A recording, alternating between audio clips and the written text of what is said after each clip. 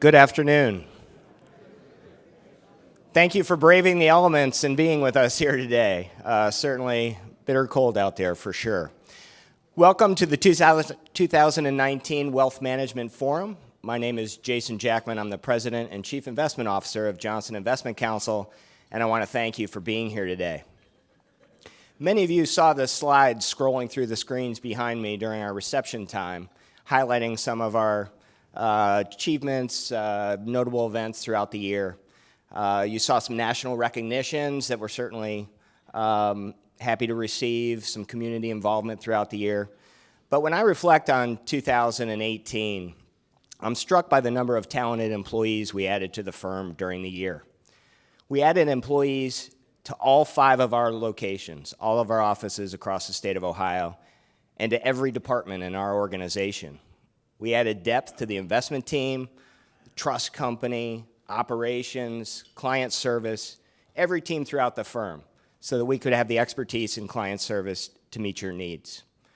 We now have 36 chartered financial analysts, 19 certified financial planners, 5 attorneys on staff, 2 CPAs. We're investing in people so that we can provide the comprehensive wealth management and planning you have come to expect. I'm more confident than ever before we have the team in place to deliver on our mission of providing financial peace of mind to all our clients.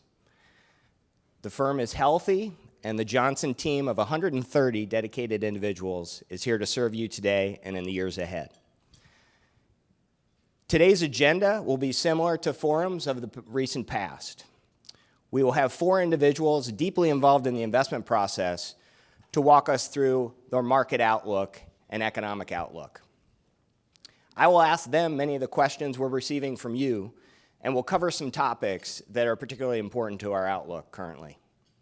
Then we'll transition to some current and timely planning topics, namely cash flow planning and tax considerations in light of the new tax law, and we'll have 2 additional speakers cover those topics. When I was here, right here, a year ago, at this very time, the market was very strong. It was a different environment. At that point, there was a lot to be optimistic about, namely the potential economic stimulus of the tax cut. But we tried to temper some of that optimism, suggesting that much of that good news might already be priced into the markets, a very expensive market. We also talked about the very extraordinarily low level of market volatility in 2017, and that we were overdue for a market correction. In fact, that correction started the very next day.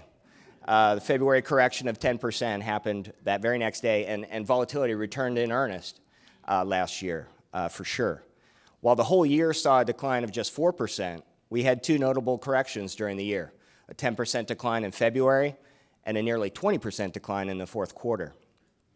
But with earnings quite strong last year, valuations have returned to a reduced level, meaningfully lower, so that the outlook for 2019 has improved. So let's explore these topics in more detail. Let's invite the panel up. Please welcome to the stage Dale Coates, Chad Maggard, Charles Reinhart, and Brandon Zurich.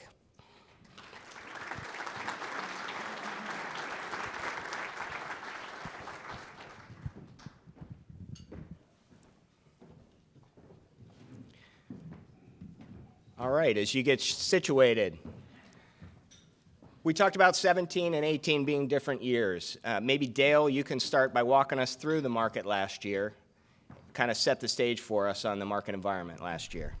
Okay, sure. So it certainly felt like a very different year last year, and it's principally because it was a very different year last year.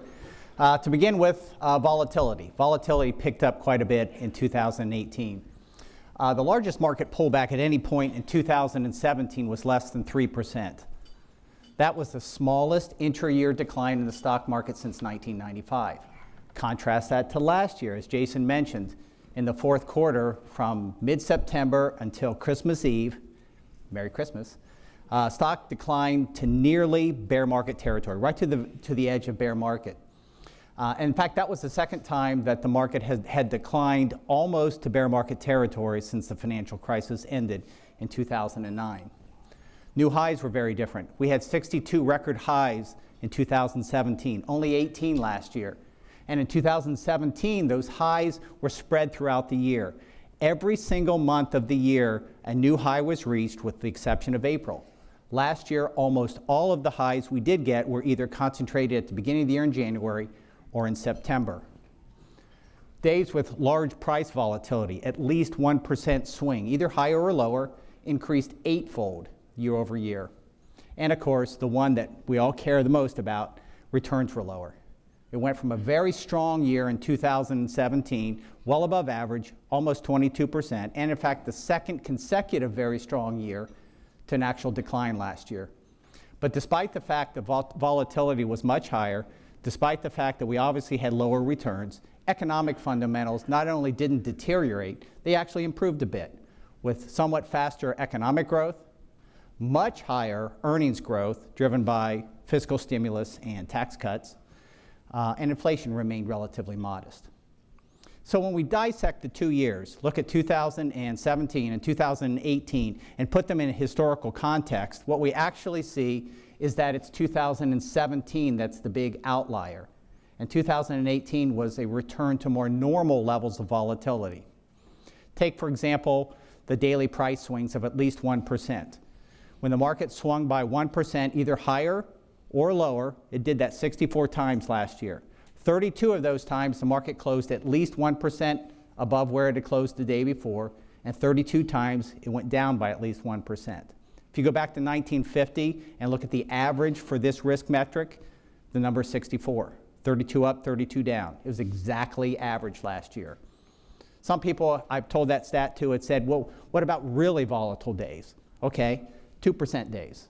When the market was either higher or lower by at least 2% last year, that happened 15 times. The average, again back to 1950, 16.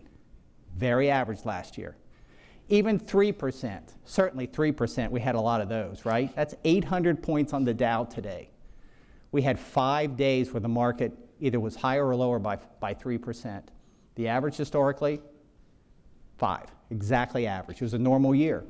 Even the record highs, tremendous drop from 62 to only 18. Anybody want to guess the average number of new highs we typically get in a calendar year? 18. It was very average. Despite the fact that it did feel like a wildly volatile year at times, it was a return to more normal levels. But that does bring us back to the reality that the market did decline last year. And it was a cyclical year for the stocks. As Jason mentioned, we got off to a very good start in January, one of the fastest starts to a calendar year ever, only to be followed by a market correction of about 10%. And it was a fairly normal correction. I say normal because we get one of those roughly every 9 to 12 months historically. The unusual part of this one was we hadn't seen one in 2 years. Again, reflecting the unusual nature of low volatility of the preceding year. That was followed by a rebound to a new record high, only to sell off at the end of the year. And December ended with one of the worst Decembers on record. So we had one of the better Januaries, one of the worst Decembers, and everything in between was pretty normal, pretty average. Even the bond market behaved as you would expect, with far less volatility. And in the fourth quarter, when we were declining almost a bear market before we recovered, bonds actually provided a positive rate of return as a good offset, a good hedge against the risk, the downside risk of stocks, which you expect them to. But we did end the year with a decline of about 4%. The unfortunate thing is declines in the market happen from time to time. They're not particularly abnormal. In fact, we've had 25 of them throughout history, 25 calendar years where the stock market closed lower than it began the year. The average drop during those periods about 14%. The declines happen on average once every 3 or 4 years. It had been 10 years since the last one. The fact that it declined last year, not particularly abnormal or unexpected. And the decline of 4% was the fourth smallest decline in a calendar year. Again, none of us like to see the market go down, but it happens from time to time. And as it turned out, last year was historically relatively modest. The one thing that was abnormal, so volatility, fairly average, fairly typical. The decline in the market, not particularly large by historical measures. What was unusual was the number of assets that declined last year. 90% of all asset categories had a lower rate of return last year. by far an unprecedented level. Think of it, stocks, bonds, different kinds of stocks, different kinds of bonds, commodity, real estate, gold, everything. 90% of them were lower. Only 10% increased. The only things that essentially rose last year was cash, treasuries, particularly short-term treasuries, and the US dollar. Almost everything else declined. And that's unusual. Diversification did very little to mitigate that. So the depth of decline, the average depth of decline, pretty shallow by historical standards, but the breadth, the number of assets falling, was historically high, and that is abnormal. Thanks, Dale. You've made the case that 2018 was a fairly normal year in a lot of ways, but certainly the intensity of the sell-off in the fourth quarter, in December in particular, felt different. Chad, can you maybe walk us through some of the catalysts for the drawdown we saw in December? Sure. I think it's safe to say that it was a tough quarter. Stocks were down 14%, and there were a number of factors behind the sell-off, but the general theme was one of fading optimism around economic growth and earnings growth heading into 2019 and the expectations around those elements. But before we get into specifics around those, I think it makes sense to take a look back at how good fundamentals were for 2018, and in particular earnings growth for U.S. companies. We saw revenue and margins exceed expectations throughout 2018 on the back of tax reform, fiscal stimulus, a strong consumer, and strong business spending throughout the year. If you look at the composition of earnings growth, revenue, margins, tax savings, as well as stock buybacks, all of those elements contributed positively throughout the year to get us to that 21% earnings growth number, which was the fastest rate of growth we had seen since 2011. So what were some of the factors that we saw entering the fourth quarter, where earnings growth was still 16%, but slowing off of that 21% number that I just mentioned? And there were a few factors at play that related to the economy, monetary policy, as well as some geopolitical concerns, particularly around trade policy between the U.S. and China. So we'll get into a couple of specifics here. The first related to the economy. One of the key figures that we look at and watch very closely is global PMI, which is a good indicator, a good gauge of economic health and spending and hiring plans by companies throughout the world. And you can see that the level of the PMI rolled over throughout 2018 from peak levels at the end of 2017 and 2018. So the pace of global growth throughout the year was slowing, and the expectations around global growth or global economic growth into 2019 were slowing as well. So that was one headwind as we were generating our forecasts for 2019. Concurrently, we saw a more aggressive pace of Federal Reserve rate hikes throughout the year. We saw 4 rate hikes throughout 2018, including a rate hike in December in the midst of the market volatility that we experienced, so that didn't help things. And the Fed maintained an aggressive tone as well for most of the year regarding further rate hikes into 2019 and 2020. So that was adding to concerns by the market as we were developing forecast and earnings growth expectations going into 2019, and throw on top of that geopolitical concerns around trade policy with the U.S. and China, and that creates a recipe for slowing earnings growth expectations, which is exactly what we saw. So if you think about the factors that I talked about, tariffs related to trade policy, higher interest rate costs as a result of rising rates from the Federal Reserve, those were weighing on margin expectations and ultimately profitability and earnings growth going into 2019. So the chart on the left, there's a lot going on, but if you focus on the blue bars, it highlights the various components of earnings growth: revenue, margins, tax savings, as well as stock buybacks. So as I said, as a result of concerns over rising input costs from things like tariffs, a tighter labor market, and higher interest rate costs going into 2019, we would expect margins to contract and weigh on earnings growth going forward. And the other element that's a drag on earnings growth versus the very strong rate of growth we saw in 2018 is that boost that we got from tax savings in 2018 versus 2017 as a result of corporate tax reform. So corporate tax reform or corporate tax rate is still in place in 2019 and beyond, but the boost in growth that we saw as a result of that in 2018 will go away, and we won't see that be an additive element from a growth perspective going forward. So all that said, when we look out to 2019, U.S. companies are forecasting an earnings growth rate of 7.5%.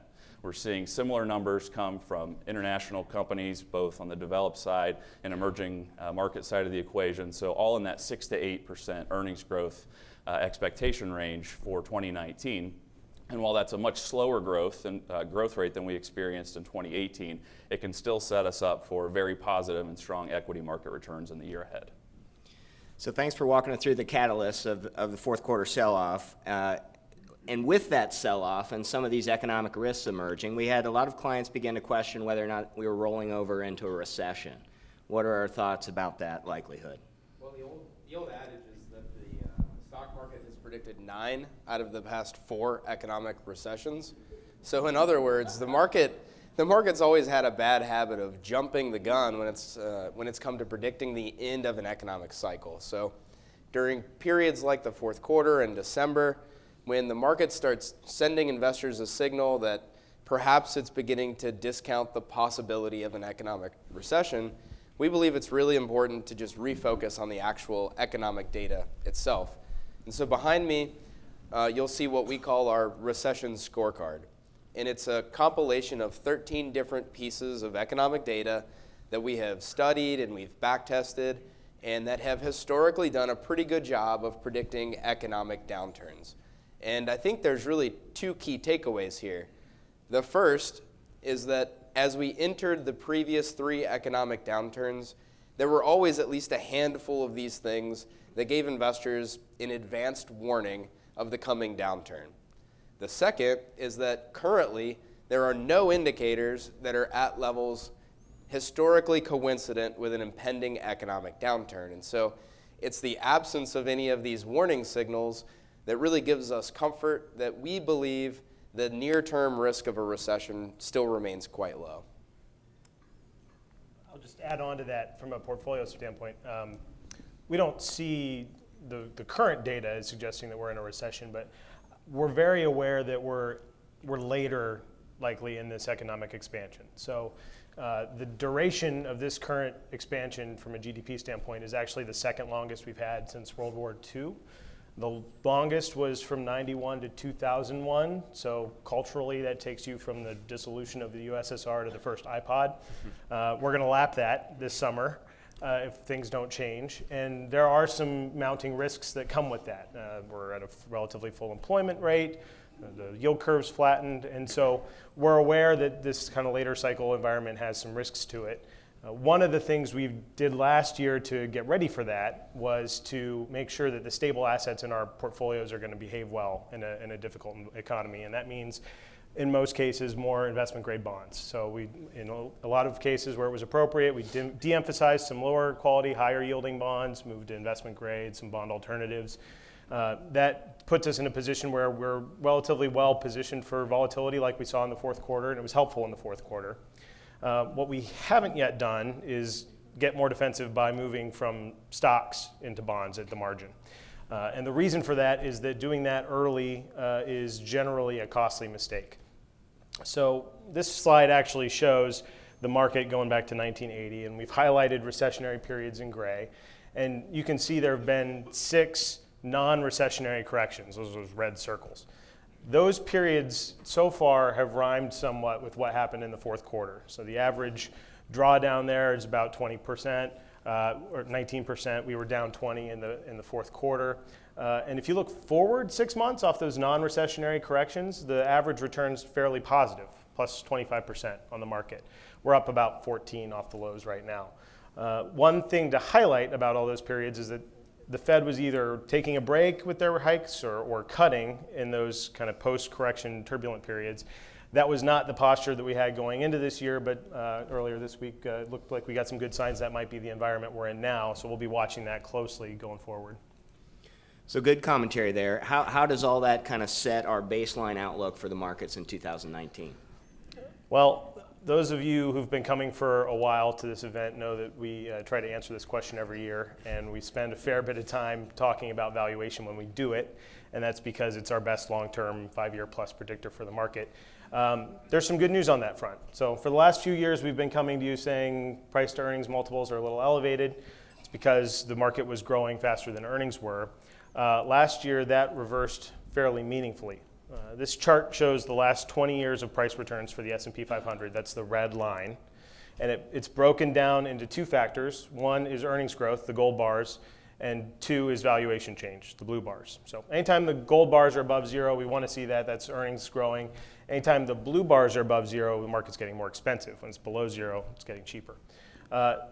The one thing, there's a lot going on here, but I'll just draw your eyes to the far right column, which is what happened last year. And if you look at that blue bar, the contraction on that is historically significant. So the market got cheaper because, as Chad mentioned, earnings were up 21%, but the market was down for the year. So a prospective investor at the beginning of last year who wanted to buy a dollar's worth of earnings from the S&P 500 had to pay $18 for it.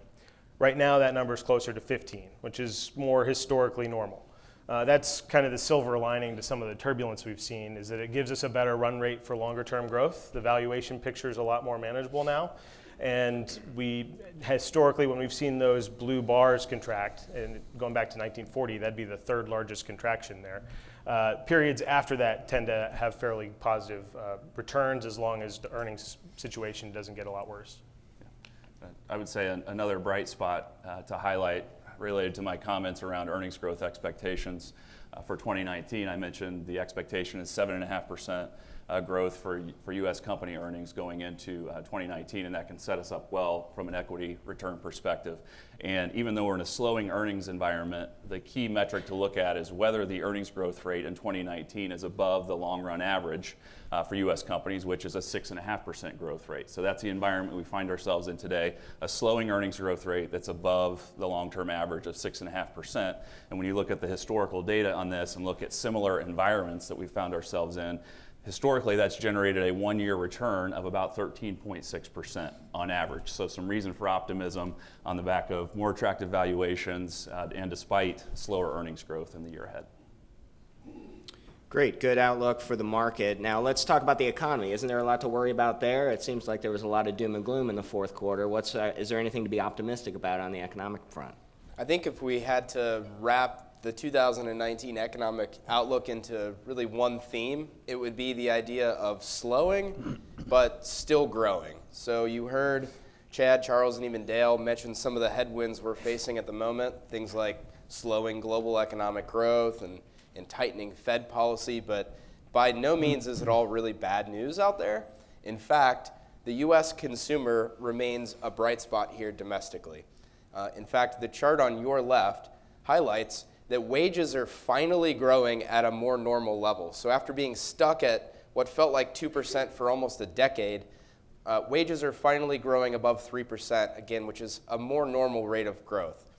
At the same time, add on to the fact that the labor market remains quite healthy, the unemployment rate remains historically low, layoffs have been very low, consumer confidence is quite high at the moment, and the U.S. consumer stands to benefit from one final but somewhat unappreciated piece of fiscal stimulus, and that's tax refund season. So economists at Cornerstone actually estimate that the pace of tax refunds through May of this year is estimated to run almost $100 billion above the pace we saw last year. To put that into context, $100 billion is almost a half of 1% of the total U.S. economy. So you're talking about a lot of money back into the hands of the consumer here during the first part of 2019. And that's all very good news for the U.S. economy, right? Because the consumer represents almost 2/3 of U.S. GDP.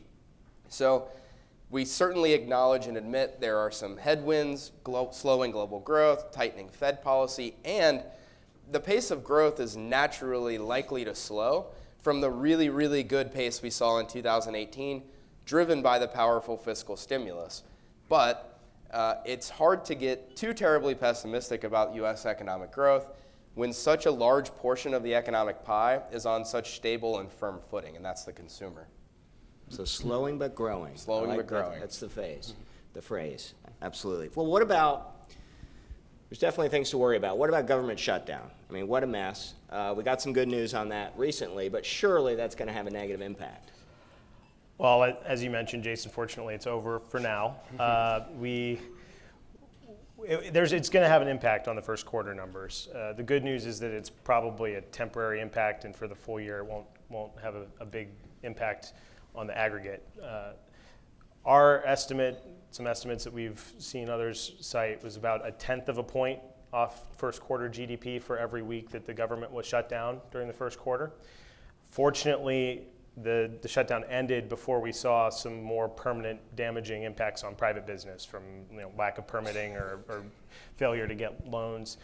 So actually the Congressional Budget Office released a report on Monday saying that they think that the full year impact of what we permanently lost is likely to be about $3 billion. $3 billion is a lot of money in the context of my budget, but in the context of the federal or the U.S. GDP, it's about 0.02% of what we're expecting for the year. So probably not a big impact. And the reason for that is that while your local TSA agent probably wasn't feeling great about buying a new TV for a Super Bowl party before he was getting paid, now that money is going to get back into the system and some of that spending will come back. The caveat to all this is we're funded through the 15th of February, and I noticed on my calendar this week that Groundhog's Day is coming up, so I don't know if you've all seen that movie, but hopefully the folks in Washington aren't watching it. We won't have to relive what just happened in January. Thanks, Charles. So government shutdown, probably not a huge impact on the economy, but let's shift to some of the bigger risks or some of the things that the market has certainly been finely tuned into. Let's start with Fed policy. Certainly something the market was paying a great deal of attention to in the fourth quarter. They raised rates last year. We've been adding bonds into our portfolio. Let's talk about the interplay there. What are we expecting out of the Fed, and how does it impact the bonds in our portfolio? Well, in our opinion, the outlook for the bond market is as good as it's been in a decade. And that's because the yield that we're now getting on bonds is the highest it's been in about 10 years as well. If you look back a couple of years ago, before the Federal Reserve began increasing short-term interest rates, the yield on many investments were pretty low. Yield on federal funds, which is the Fed's target rate for interbank lending, was basically zero, so almost 0%. And many other bonds had very low yields. Today, those yields are anywhere from 50 to 100%. In some cases, depending on the maturity, 2 or 3 times higher than they were then. And as I said, at the highest point in the last 10 years. The other thing is, a few years ago, before the Fed started this rate hike cycle, the distance between where short-term rates were then and their expectation, their communicated expectation on where they ought to be, that gap was pretty large. As you can see, that gap's pretty narrow today. What that means is simply the Fed's getting to the end of their rate hike cycle. And some commentary you've heard from a few of us already today, some commentary already this week from the Fed suggests that they might be pausing or perhaps ending that cycle. Still to be seen on that. But the fact is, once the Fed stops raising interest rates, and they seem to be close to it, the higher yield that we're getting on bonds today should set us up for much better bond returns going forward. So in our perspective, we did add to bonds last year, particularly in the second half of last year, and for 3 reasons. 1, yield. Yield's as good as it's been in a decade. 2, the rise in Fed funds rate and the pressure for yields to go higher seems to be coming to a close. We're getting later in that game. And 3rd, remember what happened in the fourth quarter? The only asset that really went up in value, quality bonds. If the economy does worsen more than we expect, if volatility gets worse than it has been, we would anticipate quality bonds to hold up and serve as a good risk insurance policy inside of portfolios. So those are the 3 reasons why we think bonds are attractive. Thanks, Dale. Let's shift to another big risk and something that we've been focused on keenly for several years now, and that's trade policy, tariffs, and emergence of trade wars potentially with certain trading partners. Can you walk us through what we can expect out of that, if we can probability weight that at all, what it might have in terms of impact on our economy, and how it might impact our portfolios? Sure. Well, amidst all of the headlines and the banter back and forth with regard to trade and trade wars, it can be really tough to even just kind of keep straight exactly what has happened. And so before we go into the impact on the economy, let's take a step back for a minute and just recap the timeline of what has actually happened with regard to trade policy. So aside from implementing tariffs on imported steel and aluminum, more recently the United States has focused its attention toward its relationship with China. And after many months of back and forth, negotiations, and headlines, by the summer of last year, in July in fact, the administration implemented the first round of tariffs on Chinese imports, which covered a total of $34 billion worth of goods at a rate of just 25%. A little later the following month, the administration followed up with the second round of tariffs, which covered an additional $16 billion worth of goods at that same 25% rate. So by that point, we're talking about $50 billion worth of imports subject to some sort of tariff on a total of a little over $500 billion worth of imported goods from China. So a little less than 10%, a small portion. Throughout late summer and into early fall, the heat really started to get turned up with regard to trade negotiations. By September, the administration implemented its third round of tariffs, which covered a much larger $200 billion worth of goods, but at a little lower rate of just 10%. Currently, we are in the midst of negotiating possible threat to increase that rate from 10 to 25%. The administration has promised that if negotiations fail to meet an agreeable timeline, that by March 1st, again, that rate goes up. To quantify that, the total dollar amount on this possible action is equivalent to rounds 1, 2, and 3 in total. So that gives you a bit of an idea of the gravity and the importance of this round of negotiations that we're engaging in right now with China. And again, paying very close attention to this March 1st deadline. However, when we talk about economic impacts, there's some good news. It's the fact that China stands to lose a lot more than the United States does with regard to trade wars. So China is an export-driven economy. China relies very heavily upon exports in order to drive economic growth, whereas the United States is a far more import-oriented economy. So a bit of good news in terms of direct economic impact. However, that doesn't mean that there aren't some pretty acute impacts with regard to industry by industry or company by company standpoints. And so for that, I'm going to throw it over to Charles, who's our in-house expert on companies and industries, for some color on what he's hearing companies say in terms of the impact with regard to trade. Yeah, we've been tracking this pretty closely throughout the year, and it's definitely become a bigger topic and when we're hearing calls from companies and guidance from CEOs. If we actually look quarter to quarter last year, in the first quarter, in all of the earnings calls from all of the S&P 500 companies, tariffs came up in 28 different calls. So they either were asked a question or the CEO brought it up on their own. By the third quarter, that number was 195. So we went from about 5% of the index talking about this to closer to 40%. And the impacts are numerous, but for the most part, they line up with what Brandon said, which is that generally a lot of those companies are importers. So think retail or apparel, folks making stuff or buying goods in China and bringing those in. And the main impact to them is that the cost of what they're bringing into the country just went up. So they have a few options, right? They can pass that on to consumers, which in a lot of cases for retail companies they're talking about an SKU by SKU basis raising prices. They can lean back on their supplier and say, you're going to give me this, you're going to take on that tax yourself and eat that in your margins. And part of it lands on their income statement as well. And we're likely to see that happen in kind of varying measures across all three of those strategies. What we're doing about it in portfolios is de-emphasizing our exporters that are dependent on China and more on that import side where there's a broader impact. We're focusing on companies that either have the scale to be successful in those negotiations when they're talking to their suppliers or the brand and pricing power to be able to pass that on to consumers. So we think those are more the impacts, and as uncertainty gets cleared up, more planning can happen, and we think that the long-term impact can be managed. And we've also been getting questions about the impact of tariffs on our international stock allocations, and we're very aware of the potential impacts of trade policy as well as some of the other concerns we talked about with slower economic growth that's likely to be the case going forward. But even after considering those things, we think it makes sense to still maintain an international stock allocation for a few reasons. One is the global opportunity set that's available to us, both in the U.S. and international.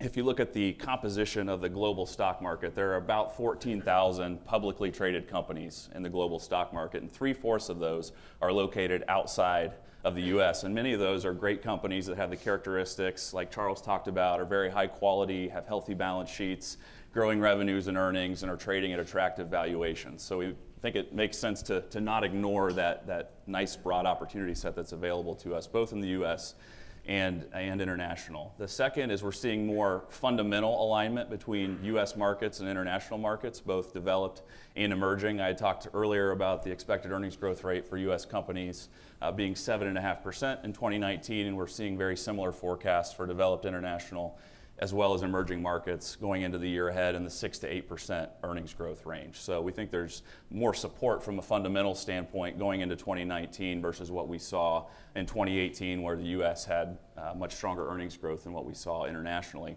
And then finally, from a valuation standpoint, international, both developed and emerging, looks cheap relative to US markets. So Charles talked about valuation in the US getting more attractive as a result of prices declining last year on the market, as well as earnings growth increasing, that compressing the PE ratio more than we've seen in a number of years. So while the US does look more attractive, even when we account for those things, when we compare international markets on a price to earnings, price to sales, price to book basis, as well as other metrics, international still looks attractive, and we believe that'll be supportive for returns going forward and create competitive returns similar to what we would see in the US. Good overview of some of the risks we're watching. We have a pretty optimistic baseline outlook, some recent slowing but growing kind of thesis there. We talked about some of the risks with Fed policy and trade. We'll be monitoring developments there very closely, but what else are we watching to ensure the environment isn't turning something that's more problematic for the markets or the economy? Yeah, as you can imagine, we watch a variety of different things for clues about the future direction of economic growth. But really for us, for those of us who are attempting to predict the direction of markets or the economy, there's really the holy grail of economic data exhibits two primary characteristics. The first is that it's reliable, so it doesn't send a bunch of false signals, it's not full of noise or jargon. And the second is that it's more leading in nature. As you can imagine, a lot of economic data is what we would call more coincident in nature.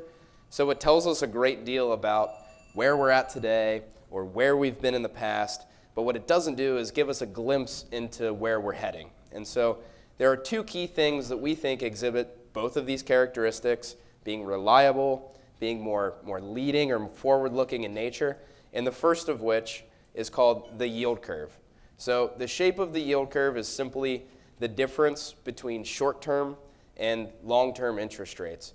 And when short-term interest rates are higher than long-term interest rates, the yield curve is said to be inverted. And historically, these yield curve inversions have been pretty reliable predictors of future economic downturns, something to the tune of 12 or 18 months ahead. And there's some good and there's some bad news here. The bad news is that the yield curve has been flattening, meaning heading towards an inversion, for the better part of a couple of years. The good news is that the level at which long-term interest rates are today is still slightly above the short end. So, in other words, we're a far cry away from the types of inversions that have been pretty reliable recession predictors in the past. The second key indicator that we're watching, that again we believe is reliable and more forward-looking in nature, is the Conference Board's Leading Economic Indicators Index. This is just a compilation in one index of 10 different things that range anywhere from the stock market to credit spreads to lending conditions to manufacturing orders.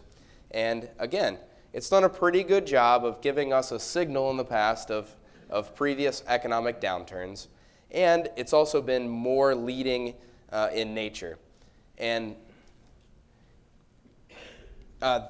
similar story today on leading indicators as the yield curve is that while we've been moderating a bit, we're still a far cry away from those levels that have been, say, 2 to 5% contractions, more consistent with economic recessions. And so to sort of tie a bow on the economic outlook, right, certainly acknowledging that there are headwinds, slowing global growth, tightening Fed policy, you've heard a lot about, but 2/3 of the economy, the consumer, still in pretty healthy conditions, still reason to be optimistic, and none of the data that we study is necessarily signaling an imminent recession. So some good news there on the economic outlook. And on the portfolio side, we want to be aware that while the current data is not indicating a recession today, we are getting later in the cycle and there are risks that come with that. So just to reiterate, we've done work over the last year adding to bonds for the reasons Dale mentioned: safety, stability, income. We have positioned portfolios in a place now where we're well positioned for volatility. That helped us in the fourth quarter. We expect it to help us going forward.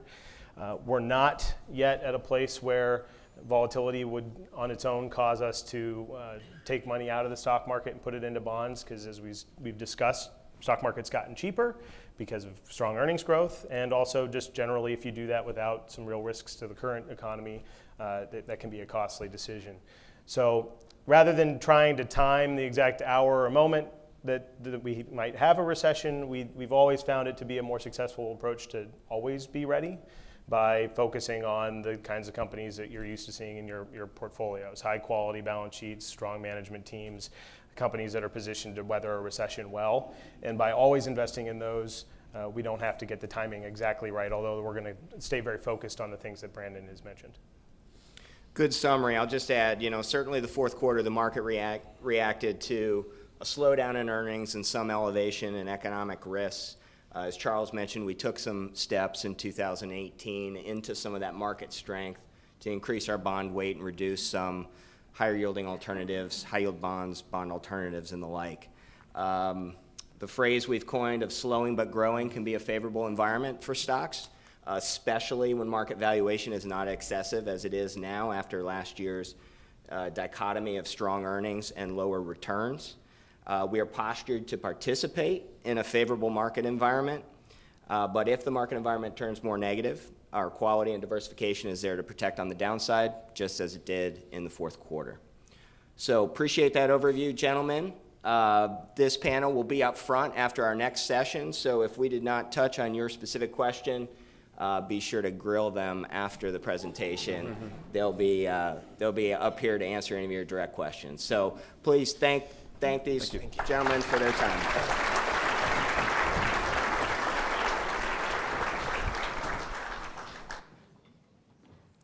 So we wanted to transition now to some important planning topics, some that interplay very nicely with what we just talked about with the markets and portfolio construction and how that meets your spending needs and in terms of portfolio construction, as well as I know a lot of you, the tax bill that was passed last year is now very real. We're getting close to tax filing day, and we want to remind you of some of those implications as we get closer to that filing and some of the strategies that we can employ to help minimize that tax impact to you.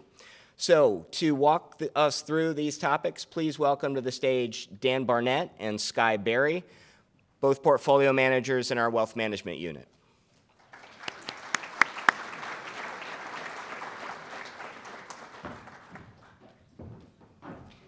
Dan, I think we're going to start with you on cash flow planning because it's so related to what we just talked about in terms of portfolio construction as it relates to the market outlook. Mm-hmm. So this is one of the most important things we do for clients as we customize portfolios. Will you talk to us a little bit about how at Johnson we think about and how we approach cash flow planning for clients? Sure. If you don't mind, I'm going to walk around a little bit, but how we think about cash flow planning at Johnson really boils down to two simple elements. And really those elements are, one, gaining a good understanding of all your various cash flows or income sources. So these could be fixed income sources like Social Security or pension income, or they could be investment-related income sources like dividends and capital gains. And really, we need to understand how all that culminates to eventually get into your checking account. The other element we like to think about is more on the spending side. So with all your financial assets at your disposal, all your income at your disposal, how do we create that safe, consistent, and stable cash flow throughout your entire lives? Now, I'm here to say that it seems simple in nature, but sometimes it ain't that easy. So what simple approach. What makes it not that easy? Yeah, so in life in general, life can throw you some curveballs. And I want to touch upon three, let's call them distractions or things or elements that can throw off a good or throw off your cash flow plan. And those really are poor investment returns or poor market returns, inflation risk, and bad behavior. So let's first start with poor market returns. And I want to run through a quick example. Here we have Mrs. Smith. Mrs. Smith has a nice $1 million nest egg. She's invested in a nice balanced portfolio, about 60% stocks, 40% bonds. And she wants to live off $40,000 a year for the rest of her life. So she also wants to retire in 1966. Now this is a very important year because it marks the beginning of the 30 worst period of investment returns that investors have faced. Think about the hyperinflation of the 70s coupled with a low market. And so as you can see that even though she's taking out 4% of her portfolio, this is ironically where the 4% rule came from, she does a good job. So she gets her $40,000 a year for inflation adjusted for 30 years, and she has a little bit of money left at the end of the day. Now contrast that with Mr. Button, and hopefully somebody gets the Benjamin Button reference here. So Mr. Button receives the same returns, only in reverse order. So a couple things to notice here. One is they each on average return about 5.1% in the portfolio. However, if you could see Mr. Button, at the end of the day, he has more than 8 times as much as Mrs. Smith. And the reason being is the sequence of returns matters. And more importantly, especially in those early years of retirement, down or market losses earlier in your cash flow plan tend to have more monumental effects on the long-term viability of the plan. So how do we deal with that? One of the best things you can do to hedge this risk is through portfolio diversification. So making sure that on the safety part of the portfolio, you have enough assets, and we like to use 3 to 5 years as a good baseline for that, that when we go through times like we saw late in 2018, we can source safer parts of the portfolio, cash and bonds, and help hedge some of that market risk. So you can be rest assured that even though we see fluctuations, because you will in your portfolios, that you have sources of the portfolio to tap into for liquidity. The other thing we can think about is having a conservative allocation, especially around those sensitive years in the early stages of retirement. So the first 5 years really has an outside effect for how the plan is going to turn out. And then finally, flexible spending. So if you ever get a year like Mrs. Smith experienced in 1974, where her portfolio is down 20%, maybe in 1975, she really thinks about holding off that boat purchase or that lake house purchase. So having that flexibility in your spending will help mitigate this risk. Next, I want to talk about inflation, everybody's favorite subject. And we talked a little bit about short-term risk hedging. Now we want to talk about a good sustainable cash flow plan will stand the test of time. And really, when you think about it, we're talking about 10, 20, 30, 40 years. And so you also want to have other elements of the portfolio that can not only keep up with inflation, but beat inflation. So you can see on the chart on the right-hand side, there's really one clear winner of an asset class that has stood the test of time beating inflation, and those are stocks. So on average, they've beaten inflation by 6.5%. Now, what you'll also notice is that both bonds and treasury bills did the same thing. But given today's low interest rate environment, we just don't have the confidence in the next 10 to 20 years that these asset classes will meet or exceed inflation. So again, when we talk about inflation, we can also think about or have a good understanding of how our expenses will change over time. So the chart on the bottom left-hand side really goes through some 4 main spending categories. And I want to start with the first 2, which are taxes and basic living. Now, throughout your lives, these will remain fairly consistent as far as how much a piece of the budget these elements take up. And you'll also notice that they tend to grow at the average rate of inflation, which is about 3%. Now, the other two is what we need to be very cognizant of, and these are healthcare expenses and leisure, so think about travel. So with healthcare, those expenses tend to rise and ramp up over time. And with leisure, they tend to be very heavy in your 60s and 70s. And once you get into the 80s, late 90s, that's when you just don't have that desire to travel as much anymore. So as you notice, the historical inflation rate for these two big categories has more than doubled inflation. So even if you're thinking bonds will beat inflation by 3% a year, we need elements of the portfolio to keep up with those expenses, and that's where stocks come into play. And then a nice rule of thumb to think about is every 25 years, your expenses will double. And kind of conversely, if you have $1 million portfolio today, really in 25 years, it'll be worth $500,000. So finally, let's talk about bad behavior. So we're all humans, and sometimes we can be our worst enemies. I'm getting on a plane tomorrow with my kids and going to Disney for the first time. But I know as soon as we hit that first bump, or they call it rough air, I'm going to start to get anxious and think the plane's going to crash. Even though I've Googled it hundreds of times and the probability is very low to zero. So same thing holds true with investors.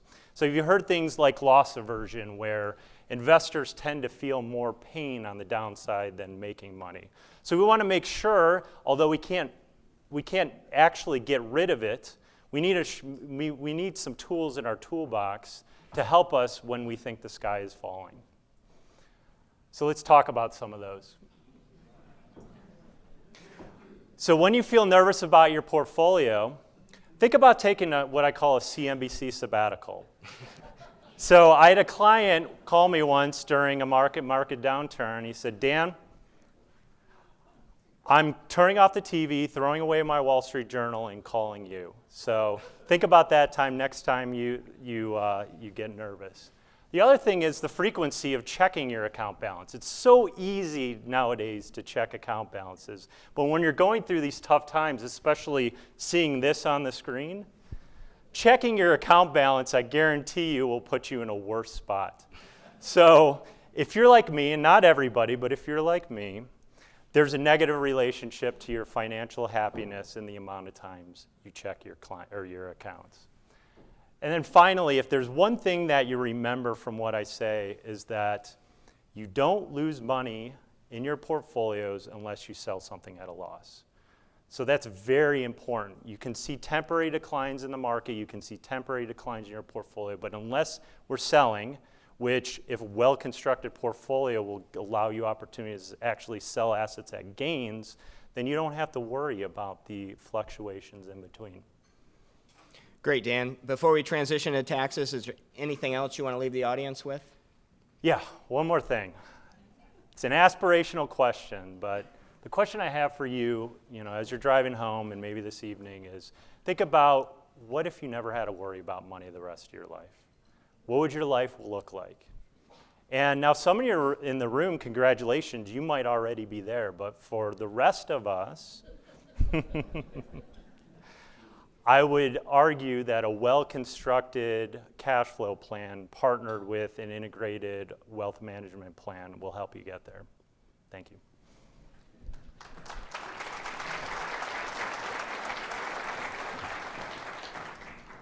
All right, Dan, thanks. We're going to shift now to everyone's favorite topic. We're getting close to tax day, and Sky has agreed to talk to us about some of the reminders of the new tax bill. So we shared some concepts last year with you during our wealth management forum because the bill was new and there were lots of questions.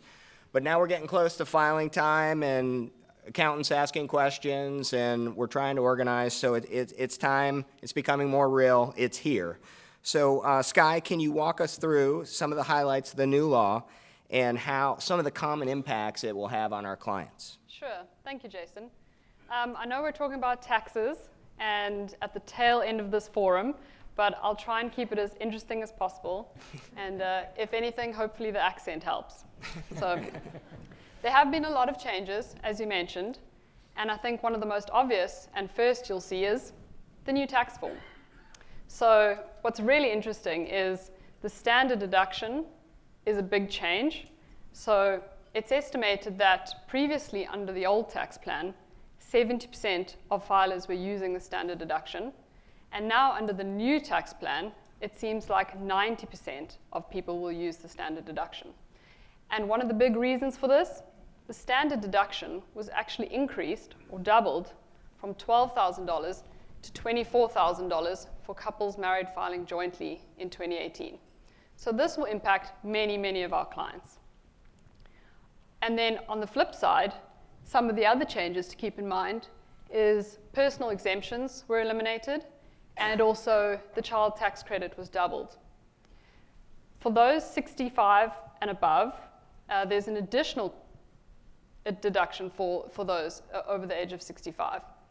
And what's really nice is if this is you and your gross income in 2018 was less than $104,000, this new higher standard deduction could actually push you down into the 12% or lower tax bracket. And their capital gains tax is no longer, and dividends are not taxed. So for those clients, we're hoping to see some simplification and lower taxes.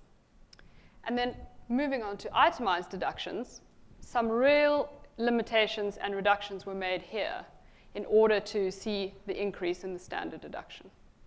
One of the major reductions was to state and local taxes. So this used to be fully deductible, but it's now limited to $10,000. So we'll see a big impact for many clients here, especially those in higher tax states.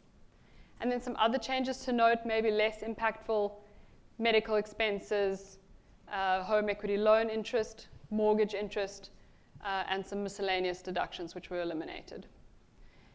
Moving on to income tax rates, as these were lowered slightly, but many of our clients have seen the impact of this already through lower withholding.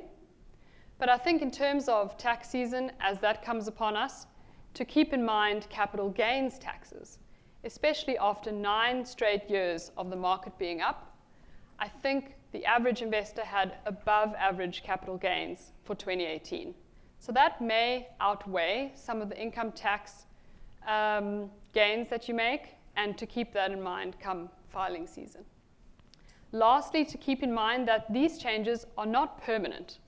The law as it exists today is due to revert back to the prior law in 2026, unless Congress acts to extend it. And it's anybody's bet what happens on the political spectrum between now and then. Good overview, Skye. Thank you. One of the areas where the high standard deduction has really had an impact in strategy has been on charitable giving. Can you walk through the best ways to think about charitable gifts now? Sure. So the increase in the standard deduction and a lot of the changes in the tax bill have significant impact for charitable giving. But there are still so many ways that donors can support their favorite charities and maximize their tax benefits at the same time. And I'd like to talk through 3 of these. The first is, maybe no surprise, qualified charitable distributions. So if you're over the age of 70 and a half, this is almost always going to be the best way to satisfy charitable giving. Many of our clients use this tax-free transfer of up to $100,000 to satisfy charitable giving because it counts towards their RMD, or their required minimum distribution, and it also reduces taxable income. This can also bring down your premiums on Medicare Part B, which is deducted from Social Security. Another really great strategy, which is common with a lot of our clients, is gifts of appreciated stock. So we like to recommend this for many of our clients, especially after a long bull market. If you have concentrated positions of appreciated stock, this is also a great way to satisfy charitable giving and at the same time eliminate capital gains. And then a really neat strategy, which can be used and makes a lot of sense under the new tax bill, is bunching gifts in a donor-advised fund.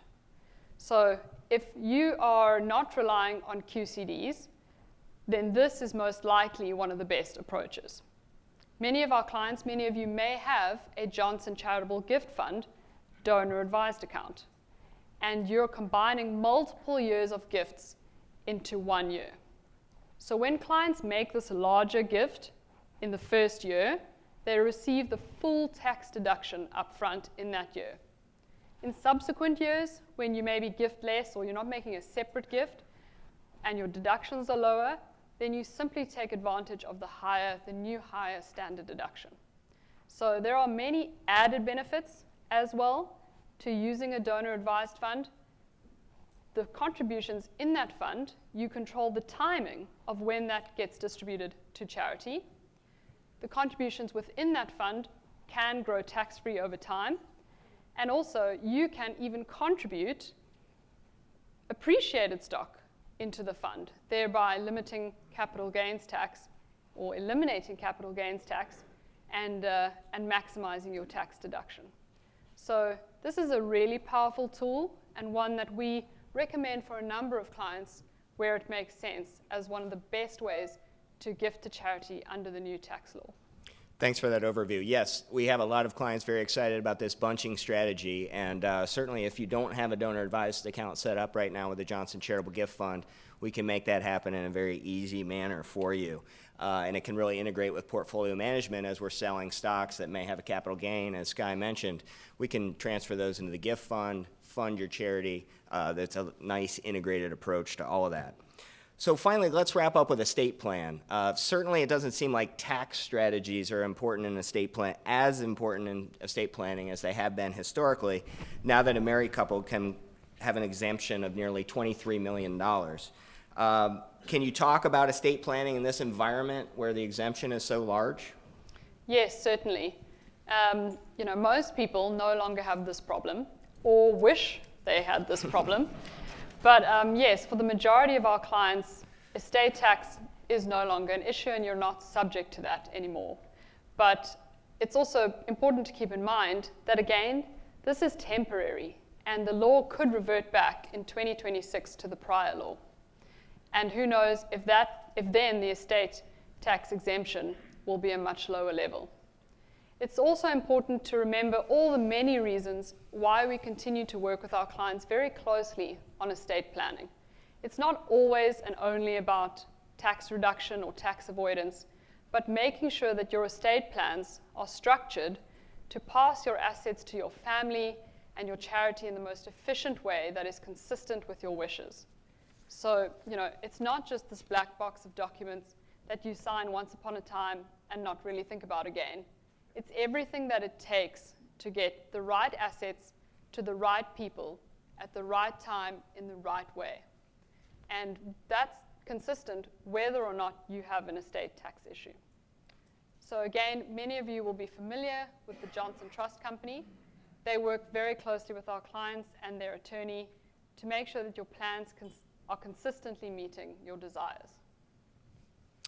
Great. Thanks for that overview of the tax bill, Skye, and Dan for that important walkthrough of cash flow planning. I think we will wrap up there today, but I'm going to invite our Market Outlook panel back up to the front. If we didn't touch on any of your questions, please don't hesitate to come up front. Also, don't hesitate to reach out to your portfolio manager directly with any questions or for a copy of today's presentation. We will put the presentation slides and the video on the website in the coming weeks. Thank you for attending today. Thank you for your trust and loyalty, and thank you for allowing us to serve you. Have a great afternoon.